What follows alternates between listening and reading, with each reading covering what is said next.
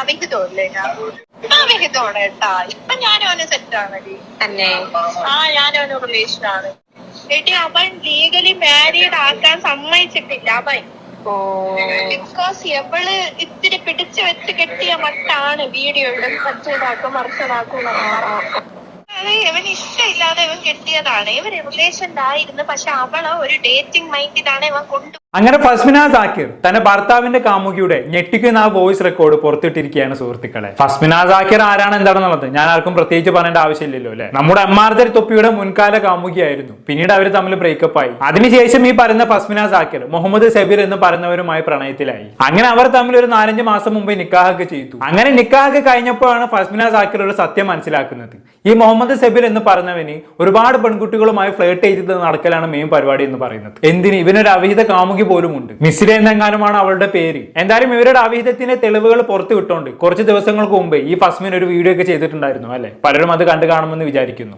അതിന് പിന്നാലെ ഫസ്മിനയുടെ ഭർത്താവായിട്ടുള്ള മുഹമ്മദ് സബീൽ തന്റെ അവിഹിതത്തെ ന്യായീകരിച്ചുകൊണ്ട് ഒരു വീഡിയോ ഒക്കെ ചെയ്തിട്ടുണ്ടായിരുന്നു. പുള്ളിക്കാരൻ എന്താണ് അതിൽ പറഞ്ഞത്? എനിക്ക് എന്നെ ഭാര്യയായിട്ടുള്ള ഫസ്മിനയോട് യാതൊരു ഫീലിംഗ്സും ഇല്ല, അതുകൊണ്ടാണ് ഞാൻ മറ്റുള്ള പെണ്ണുങ്ങളെ തേടി പോകുന്നത് എന്നൊക്കെയാണ് അല്ലെ. എന്നിരുന്നാലും അതിലെല്ലാം പിന്നോടിയായിട്ടാണ് ഇന്നലെ ഈ മുഹമ്മദ് സബീർ എന്ന് പറയുന്നവന്റെ കാമുകിയായിട്ടുള്ള മിസ്രയുടെ വോയിസ് റെക്കോർഡ് ഫസ്മിന സാക്കിർ പുറത്തു വിടുന്നത്. ഇത് ഇവളുടെ സുഹൃത്തിനോട് സംസാരിക്കുന്ന ഒരു വോയിസ് റെക്കോർഡാണ് കേട്ടോ. ആ സുഹൃത്ത് ഫസ്മിനക്ക് അയച്ചു കൊടുത്തതാണെന്നുള്ളതാണ് ഫസ്മിന പറയുന്നത്. എന്നിരുന്നാലും മിസ്രിയ എന്ന് പറയുന്ന ഫസ്മിന സാക്കിറിന്റെ ഭർത്താവിന്റെ കാമുകി സ്വന്തം സുഹൃത്തിനോട് സംസാരിക്കുന്ന ആ വോയിസ് റെക്കോർഡിന്റെ ചില ഭാഗങ്ങൾ നമുക്കൊന്ന് കേട്ടോക്കാം.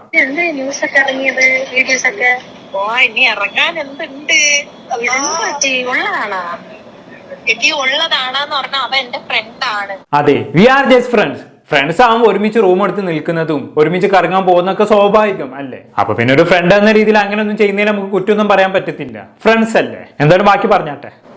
സ്നാപ്പിലെ ഫ്രണ്ട് ആയിരുന്നു, മുമ്പേ ഫ്രണ്ട്സ് ആണ് ഞങ്ങള്. പക്ഷെ അല്ലൊന്ന് കോണ്ടാക്ട് ആയിട്ട് 1 മാസം ആയതേ ഉള്ളൂ. 7 ആനും കൂടെ പിരിഞ്ഞിട്ട് ഏകദേശം 2 മാസത്തോളം ആയി. ഇവളിപ്പോ പറഞ്ഞുണ്ടാക്കല് എപ്പോഴും എല്ലാം ഹൈഡ് ചെയ്ത് വെച്ച് അവന്റെ അടുത്ത് കാണിച്ച മൊത്തം ഹൈഡ് ചെയ്ത് വെച്ച് അവളങ്ങ് ഇറക്കി വിടലാണ്. അവൻ എന്നെ കണ്ടിട്ടാണ് അവളെ കളഞ്ഞത്. അവക്ക് അവളെ ഫെയിം വലുതാണല്ലോ. അവളങ്ങനെ വെച്ച് കളിച്ചു. ഇപ്പൊ എന്തായി? കേസല്ലായ?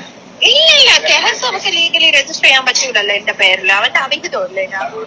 ഇപ്പൊ അങ്ങനെ ആയോ? നേരത്തെ പറഞ്ഞു വി ആർ ജസ്റ്റ് ഫ്രണ്ട്സ്, ഞങ്ങൾ തമ്മിൽ ഫ്രണ്ട്സ് ആണ്, അത്രേ ഉള്ളൂ എന്ന്. ഇപ്പം പറഞ്ഞ അവന്റെ അവിഹിതമാണ് ഞാനെന്നൊക്കെ. ഇതിപ്പോ ഏതെങ്കിലും ഒന്നിൽ ഒളിച്ചു നിൽക്ക്. ഫ്രണ്ട്സ് ആണോ അത് അവിഹിതമാണോ? ഫ്രണ്ട്സ് ആണെന്നും പറഞ്ഞ് അവിഹിതം നടത്തുന്നു അല്ലേ. അങ്ങനെ വേണമെങ്കിൽ പറയാം. എന്തായാലും കുറച്ച് ദിവസങ്ങൾക്ക് മുമ്പ് ഈ പറയുന്ന ഫസ്മിനെ ഈ പറയുന്ന മുഹമ്മദ് സബീലിനെതിരെ മിസ്രയ്ക്കെതിരെയും പോലീസിൽ കേസ് കൊടുത്തിട്ടുണ്ടായിരുന്നു, ഇല്ലീഗൽ റിലേഷൻഷിപ്പുമായി ബന്ധപ്പെട്ട്. അതിനെക്കുറിച്ചാണ് ഇവർ പറയുന്നത്. കേസൊന്നും ലീഗലി രജിസ്റ്റർ ചെയ്യാൻ പറ്റില്ല എന്നൊക്കെയുള്ള രീതിയിൽ. എന്തായാലും അവിഹിതമാണെന്ന് സമ്മതിച്ചല്ലോ, നല്ല കാര്യം. ബാക്കി പറഞ്ഞാട്ട് എന്തായാലും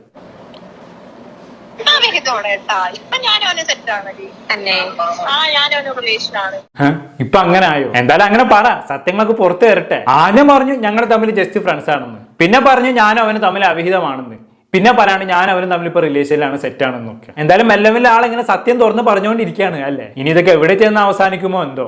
ബാക്കി ഉണ്ടോക്കാം. ഞാനവന് റിലേഷനാണ്.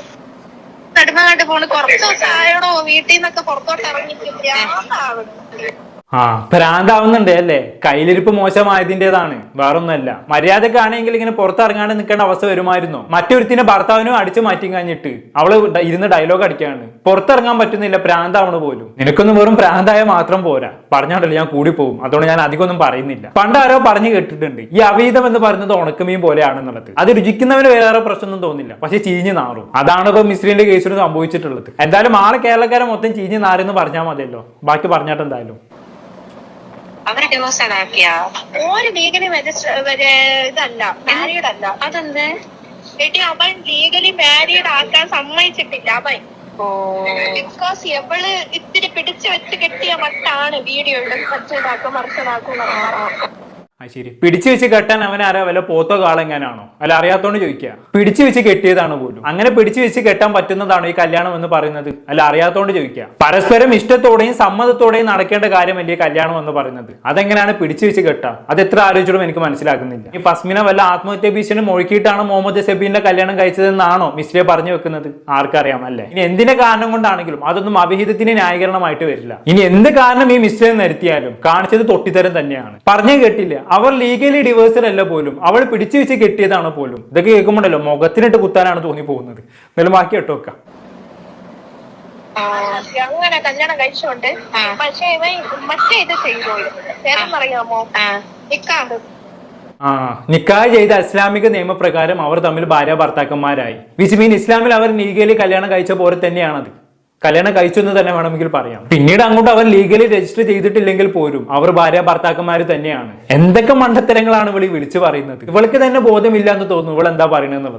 അവർ തമ്മിൽ ഒഫീഷ്യൽ വിവാഹം ഒന്നും കഴിഞ്ഞിട്ടില്ല, ജസ്റ്റ് നിക്കാഹ് മാത്രമേ കഴിഞ്ഞിട്ടുള്ളൂ എന്നൊക്കെ ഇവളെ കണ്ടല്ലോ. എന്തായാലും മോള് ബാക്കി പറ. അത് ചെയ്തോണ്ട് ഇപ്പൊ എന്തിനാണ് ഇപ്പൊ ലാസ്റ്റ് എന്തിനാണ് കേസൊക്കെ കൊടുത്തെന്നൊക്കെ പിന്നെ പറഞ്ഞിട്ട് അവന് ഇതിന് എന്തോ ഫ്ലാറ്റിങ്ങിന്റെ കേസ് എന്തോ കൊടുത്തിട്ടുണ്ട്. അതൊക്കെ പോകും. അതെ, അതൊക്കെ പോവും. ആ കേസൊന്നും എവിടെ എത്തത്തില്ല. അതൊക്കെ എവിടെ എത്താനാണ് അല്ലെ? ആ ഒരു ധൈര്യത്തിലാണ് അവൾ ഇത്രയും കിടന്ന് ഡയലോഗ് അടിക്കുന്നത്. ഫസ്മിനെയും മിസ്രയ്ക്കെതിരെയും മുഹമ്മദ് സബീലിനെതിരെയും കൊടുത്ത കേസിനെ കുറിച്ചാണ് അവൾ സംസാരിക്കുന്നത്. ഇപ്പോഴത്തെ എന്റെ നിയമപ്രകാരം കല്യാണം കഴിച്ചവരാണെങ്കിൽ കൂടിയും പരസ്പര സമൂഹത്തോടെ അവിധ ബന്ധത്തിൽ ഏർപ്പെടാലോ, അതിലൊരു യാതൊരു തെറ്റുമില്ല. അങ്ങനെയുള്ളവരെ ശിക്ഷിക്കാനുള്ള യാതൊരു നിയമവും ഇവിടെ ഇല്ല. ആ ധൈര്യത്തിലാണ് ഇമാതിരി ഡയലോഗ് അവൾ അടിച്ചു വിടുന്നത്. അല്ലെ, ഇനിയിപ്പോ എത്ര ആഴ്ചക്ക് ഇവള് ശിക്ഷിക്കപ്പെടുന്നു ശിക്ഷിക്കപ്പെടാത്തൊക്കെ കണക്ക് തന്നെയാണ്. കാരണം 6 ആളതിന്റെ മാക്സിമം 6 കഴിഞ്ഞില്ലേ. അപ്പൊ പിന്നെ ഇനിയിപ്പോ കേസായാലും എന്ത്, കേസായില്ലെങ്കിൽ എന്ത്, ഒക്കെ കണക്ക് തന്നെ. എന്തായാലും മോള് ബാക്കി പറ. നീ ഒന്ന് കോമൺ സെൻസ് ആയിട്ട് ചിന്തിച്ചു നോക്കി. 4 വർഷമായിട്ട് ഞാൻ വേറെ റിലേഷനിൽ ഇരിക്കണേ.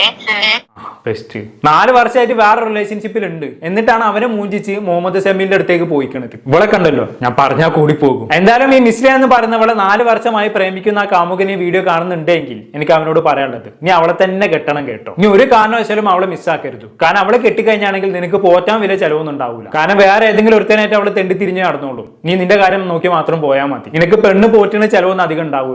അല്ലാണ്ട് എന്താ ഇതിനൊക്കെ പറയാ അല്ലേ? ആ 4 കൊല്ലമായിട്ട് അവളെ പ്രേമിക്കുന്ന ആ പാവം ചെക്കന്റെ മാനസികാവസ്ഥയാണ് ഞാൻ ആലോചിച്ചു പോകുന്നത്. അവന് പഠിച്ചോന് ക്ഷമന കൊടുക്കട്ടെ അല്ലേ? അത്രേ ഈ ഒരു സാഹചര്യത്തിൽ പറയാൻ പറ്റത്തുള്ളൂ. ബാക്കി പറഞ്ഞാട്ട് എന്തായാലും ഇപ്പൊ ഞാനും അവന് സീരിയസ്ലി ഡൂഡ്, ഞാനൊരു കാര്യം പറയല്ല. ആദ്യം ഞാനും മനസ്സിലായ, ആദ്യം ഞാനും അവന് നല്ല ഫ്രണ്ട്സ് ആയിരുന്നു. ഇപ്പൊ ഞാനവന് ഫ്രണ്ട്സ് അല്ല, ഇപ്പൊ ഞാനവന് റിലേഷനാണ്.